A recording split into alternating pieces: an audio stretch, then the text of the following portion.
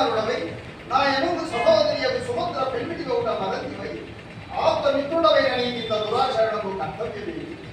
అఖిల రాజవంశములలో నాకు పరాభవము తెచ్చున్నా నీకు భావ్యమే. స్వామి, విశ్వత్త హృదయ గోచరము గాని అంశము ఈ చతుర్దశ భూతములు లేవు.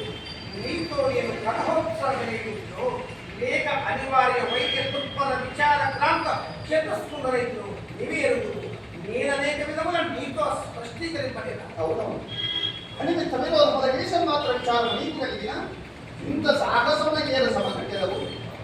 ఆ భార్య ప్రవర్ధమాన స్నేహితులకు మనకిన వరకు భగగర్భునిచే భువనములెల్లా అత్యంత ఆశ్చర్యమునందుచున్నవే.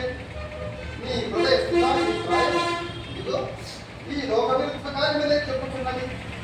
ఈ కృష్ణ సాక్షి బలరామ ప్రముఖులు కాలం చేయాలి. కాలమ వీర విజయుండవరు నీ ప్రతిట ప్రభావితున్నారు. అర్జున, మేమెంత తేజో విహీనులమైనను నీ భావబంధులకు కాకపోదు సుమా.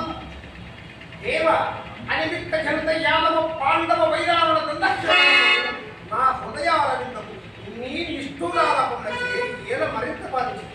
ఏ భరించినదేమి అది ఎలా నీ స్వయం వృద్ధ అపరాధమే గాని మరి ఎందుకు కాదు. నా చేతనైనంత వరకు సుభద్ర అక్కులు వచ్చే రాయబారం పంపి ఎట్లయినను సంధి యొనత్వమని అడిగినను నీ విజయ పడగ తొలగింత తెచ్చింది. ఇప్పుడు నేను స్వయంగా ప్రతిమాదుతున్నాను కదా. నిజమును మారి కయ్యములకి ఏం చూచుకుంటుందే. నీ మృదు పదాల కింద వందన మనచిత్రని సుభద్ర అక్కులతో చిత్రం అయినను నీవు నన్ను క్షమింపవైతే క్షమించడం వాడు